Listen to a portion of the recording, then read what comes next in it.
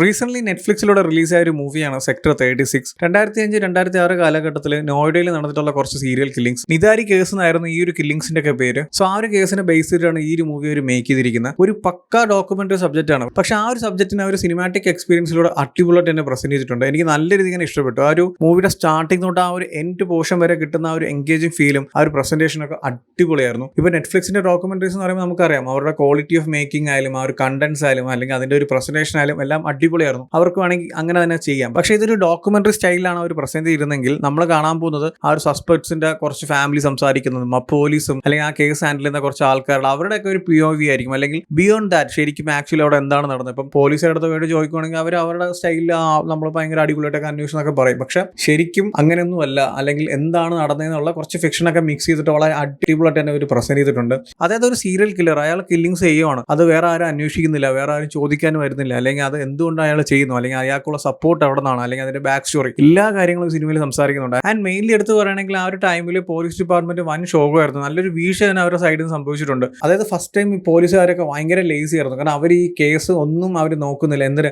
FIR പോലും ഇടുന്നില്ല. ഒരുപാട് കുട്ടികൾ മിസ്സാവുന്നുണ്ട് ആ ഒരു ടൈമിൽ. ഈ ഒരു സ്റ്റോറി നടക്കുന്ന ആ ഒരു എൻവയോൺമെന്റ് എന്ന് പറയുന്നത്, അല്ലെങ്കിൽ ആ സെക്ടർ 36 എന്ന് പറയുന്ന കുറച്ച് റിച്ച് ആയിട്ടുള്ള ഫാമിലീസും ആൾക്കാരൊക്കെ ഉള്ളതാണ്. സോ അതിന്റെ ബാക്കിലൊരു സ്ലമ്മാണ്. അവിടുത്തെ കുറച്ച് കുട്ടികളാണ് മിസ്സാവുന്നത്. സോ അത് എത്ര പേരാണ് മിസ്സായത്, അല്ലെങ്കിൽ എത്ര പേര് മരിച്ചു, അല്ലെങ്കിൽ അവരെങ്ങനെയാണ് മിസ്സായത്, അല്ലെങ്കിൽ ആര് ചെയ്തു എന്നൊക്കെ ഉള്ളത് നിങ്ങൾ സിനിമ കാണുമ്പോൾ മനസ്സിലാവും. അതായത് ആ ഒരു കാര്യം ഉണ്ടല്ലോ, ആ സ്ലമ്മിലുള്ള ആൾക്കാർക്ക് എന്ത് പറ്റിയാലും ഒരു കുഴപ്പമില്ല, ആരും അന്വേഷിക്കാൻ വരത്തില്ല എന്ന് പറയുന്ന ധൈര്യം ഈ ഒരു കില്ലറിനുണ്ട്. സോ അതുകൊണ്ട് തന്നെ അയാൾ ആ ഒരു കില്ലിങ്സ് ഇങ്ങനെ കണ്ടിന്യൂ ചെയ്തുകൊണ്ടിരുന്നു. ആൻഡ് പോലീസ് ഡിപ്പാർട്ട്മെന്റ് സൈഡ് നോക്കുവാണെങ്കിൽ തന്നെ സ്ലംസിലെ കുട്ടികളാണ് മിസ്സാവുന്നത്. അന്വേഷിച്ചിട്ട് വലിയ കാര്യമില്ല, ഡെഡ് എൻഡ് ആണ്, അല്ലെങ്കിൽ എന്താ പറയുക, അതിന് തേടി ആരും വരത്തില്ല, അല്ലെങ്കിൽ ഇവർ തന്നെ സ്ലമ്മിൽ ജനിച്ചുകൊണ്ട് ഇറങ്ങി ഓടി എന്നൊക്കെ പറഞ്ഞ് അവർ ആ ഒരു കേസ് ഭയങ്കര ലേസിയായിട്ട് വിടുവാണ്. പക്ഷെ പിന്നീട് ഒരു പോയിന്റിൽ ഒരു പോലീസ് ഓഫീസറിന്റെ ലൈഫിൽ നടക്കുന്ന ഇൻസിഡന്റ് കാരണം അയാൾ ഈ ഒരു കേസ് അന്വേഷിച്ച് അങ്ങ് ഇറങ്ങുവാണ്. പിന്നീട് ഈ കില്ലിങ്സിനൊക്കെ കണക്ട് ചെയ്ത് പോകുന്ന കാര്യങ്ങളൊക്കെയാണ് സിനിമ സംസാരിക്കുന്നത്. അതൊക്കെ വളരെ ത്രില്ലിംഗ് ആയിട്ട് തന്നെ സിനിമയിൽ സംസാരിച്ച് പോകുന്നുണ്ട്. ഞാൻ ഈ ഒരു സിനിമ കണ്ടതിന് ശേഷമാണ് ഈ ഒരു കേസ് ഫയൽ കുറച്ചുകൂടി ഡീപ്പായിട്ട് നോക്കാൻ തുടങ്ങിയത്. പക്ഷെ പണ്ട് കുറച്ച് കേട്ടിട്ടുണ്ട് ഇങ്ങനത്തെ കുറച്ച് കാര്യങ്ങളൊക്കെ, പക്ഷെ ക്ലിയർ ആയിട്ടുള്ള ഒരു വ്യൂ ഇല്ലായിരുന്നു. സോ അതുകൊണ്ട് തന്നെ ആ ഒരു പക്കയായിട്ടുള്ള വ്യൂ അല്ലെങ്കിൽ ഭയങ്കര ക്ലാരിറ്റി നമുക്ക് ഈ ഒരു മൂവിയിൽ നിന്ന് കിട്ടുന്നുണ്ട്. ഇപ്പം നെറ്റ്ഫ്ലിക്സിന്റെ മറ്റുള്ള ഡോക്യുമെന്ററീസ് ഒക്കെ കാണുമ്പോൾ നമുക്ക് കിട്ടുന്ന ഒരു ഫീൽ എന്താണോ അതുപോലെ തന്നെ ഇവർ ആ ഒരു മൂവി കൂടി അത് പ്രസന്റ് ചെയ്തിട്ടുണ്ട്. ഇപ്പൊ നെറ്റ്ഫ്ലിക്സിന്റെ ഒരുപാട്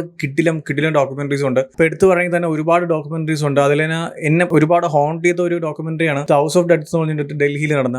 അതിലുള്ള ഒരുപാട് കാര്യങ്ങൾ, അല്ലെങ്കിൽ അതിൽ ആ ക്യാരക്ടേഴ്സിന്റെ ഫോട്ടോഗ്രാഫ്സ് ഒക്കെ ഇപ്പോഴും എന്റെ മനസ്സിലുണ്ട്. ജസ്റ്റ് ഇപ്പം ഈ ഒരു കാര്യം സംസാരിക്കുമ്പോൾ പോലും എനിക്ക് ആ ഒരു അവരുടെ കണ്ണൊക്കെ ഓർമ്മ വരും. അമ്മാതിരി ഹോണ്ട് ചെയ്യുന്ന കുറേ സംഭവങ്ങളാണ്. ആൻഡ് അതുപോലെ തന്നെ ഇന്ത്യൻ പ്രെഡേറ്റർ, അങ്ങനെ ഒരുപാട് കിടിലൻ ഡോക്യുമെന്ററീസ് ഉണ്ട് നെറ്റ്ഫ്ലിക്സിന്. സോ അതൊന്നും കാണാത്തവരാണെങ്കിൽ ജസ്റ്റ് ചെക്ക് ചെയ്ത് നോക്കുക. ഞാൻ അതിന്റെ സ്പെഷ്യൽ വീഡിയോ ചെയ്യാം എന്തായാലും. ആൻഡ് ഈ ഒരു സിനിമ കണ്ടതിന് ശേഷമാണ് ഞാൻ കുറച്ചും കൂടി ഈ ഒരു കേസ് ഡീപ്പായിട്ട് നോക്കിയത്. ഞാൻ ഇതിനെപ്പറ്റി ഒരുപാട് കേട്ടിട്ടുണ്ട്. ഇങ്ങനെ പണ്ട് ഇങ്ങനെ 2005 ആ ഒരു കാലഘട്ടത്തിൽ UP-ൽ, അതായത് നോയിഡയിൽ ഇങ്ങനെ ഒരു കാര്യം നടന്നിട്ടുണ്ടെന്നൊക്കെ. പക്ഷേ ഈ ഒരു സിനിമ കണ്ടതിന് ശേഷം കുറച്ചും കൂടി നോക്കിയപ്പോഴാണ് അവിടെ ശരിക്കും നടന്ന എന്താണ്, അല്ലെങ്കിൽ ഈ ഒരു കില്ലിങ്സ് ഒക്കെ ചെയ്യാനുള്ള അവരുടെ ധൈര്യം എന്താണ്, അല്ലെങ്കിൽ അവർക്കുള്ള സപ്പോർട്ട് എവിടെ നിന്നാണ്, അല്ലെങ്കിൽ അവരാരും ചോദിച്ചൊന്നും വരത്തില്ല, അല്ലെങ്കിൽ അവരാർക്കൊന്നും ചെയ്യാൻ പറ്റത്തില്ല, ഇങ്ങനെ ഒരുപാട് കാര്യങ്ങളുണ്ടായിരുന്നു. ശരിക്കും അതൊക്കെയായിരുന്നു അവരുടെ ആ ഒരു ധൈര്യം എന്ന് പറയുന്നത്. ഫോർ എക്സാമ്പിൾ പറയുന്നത് ഒരു പോലീസ് ഡിപ്പാർട്ട്മെന്റ് കെയർലെസ് ആയിട്ടുള്ള ഹാൻഡിൽ. ഫോർ എക്സാമ്പിൾ വേണമെങ്കിൽ ഇപ്പോൾ ഒരു കാര്യം പറഞ്ഞുതരാം. ഈ ഒരു കേസിൽ ഇൻവോൾവ് ആയിട്ടുള്ള ഒരാളുണ്ടായിരുന്നു, 2 പേരുണ്ടായിരുന്നു. അതിൽ മെയിൻ ആയിട്ടൊരു ആള് 2022-2023 തോന്നുന്നു ഫ്രീ ആയിട്ട് പുറത്തിറങ്ങി. അതിൽ അവർ പറയുന്നത് എന്താണെന്ന് വെച്ചാൽ പ്രോപ്പർ ആയിട്ടുള്ള എവിഡൻസ് ഇല്ല എന്നാണ്. അതായത് പ്രോപ്പർ ആയിട്ടുള്ള എവിഡൻസ് ഇല്ലാത്തതുകൊണ്ട് ഇത്രയും കില്ലിങ്സ് ഒക്കെ ചെയ്തെന്ന് പറയുന്നതിന്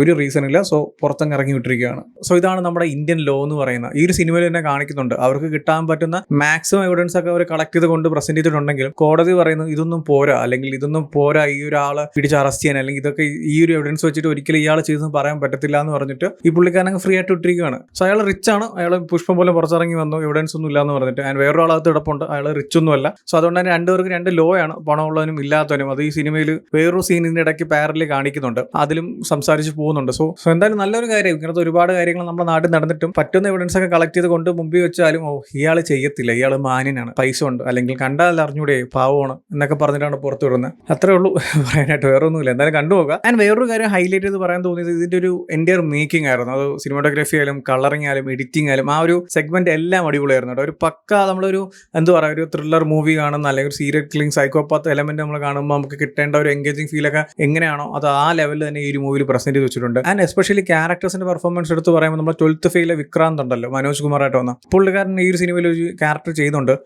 അടിപൊളിയായിട്ട് തന്നെ അത് പ്രസന്റ് ചെയ്തിട്ടുണ്ട്. ആ ഒരു ക്യാരക്ടർ പ്രസന്റേഷൻ ആയാലും ഡയലോഗ്സ് ആയാലും ആ ഒരു ആറ്റിറ്റ്യൂഡ് ആയാലും ബോഡി ലാംഗ്വേജ് ആയാലും എല്ലാം അടിപൊളിയായിരുന്നു. അതായത് ഒരു ഹണ്ട് ചെയ്യാൻ പോകുന്ന ഒരു മൃഗം തന്റെ ഇരയെ കിട്ടുമ്പോൾ കാണുന്ന ഒരു സന്തോഷം, ആ കണ്ണിലെ ഒരു ഇതുണ്ടല്ലോ, അതൊക്കെ ഈ പുള്ളിക്കാരന്റെ ചില സീക്വൻസിൽ, അതായത് 2-3 സീക്വൻസിലൊക്കെ ഒരു കണ്ണിലായാലും ഇയാളുടെ ചിരിയിലായാലും ആ ഒരു ബോഡി ലാംഗ്വേജിലൊക്കെ അടിപൊളിയായിട്ട് ഇയാൾ കാണിക്കുന്നുണ്ട്. സോ എന്തായാലും ചെക്ക് ചെയ്ത് നോക്കുക, ഒരു അടിപൊളി മൂവിയാണ്. എനിക്ക് ഭയങ്കര ഇഷ്ടപ്പെട്ടു. ഒരു സൈക്കോപാത്സിന്റെ ലൈഫ് സ്റ്റോറി ആയാലും അല്ലെങ്കിൽ ഡോക്യുമെന്ററീസ് ആയാലും അല്ലെങ്കിൽ അങ്ങനത്തെ സ്റ്റൈൽ ഓഫ് പ്രസന്റേഷൻ ഒക്കെ ഇഷ്ടപ്പെടുന്നവരാണെങ്കിൽ നിങ്ങൾക്ക് എന്തായാലും ചെക്ക് ചെയ്യാൻ പറ്റിയ ഒരു അടിപൊളി മൂവിയാണ് സെക്ടർ 36. സോ എന്തായാലും കണ്ടു നോക്കുക. ഓൾറെഡി കണ്ടവരാണെങ്കിൽ നിങ്ങളുടെ ഒപ്പീനിയൻസ് എന്താ വെച്ചാൽ കമന്റ് ചെയ്യൂ. വീഡിയോ ഇഷ്ടപ്പെട്ടാൽ ലൈക്ക് ചെയ്യൂ, ഷെയർ ചെയ്യൂ. ഇതുപോലത്തെ കൂടുതൽ വീഡിയോസിനായി ചാനൽ സബ്സ്ക്രൈബ് ചെയ്യൂ. Thank you so much.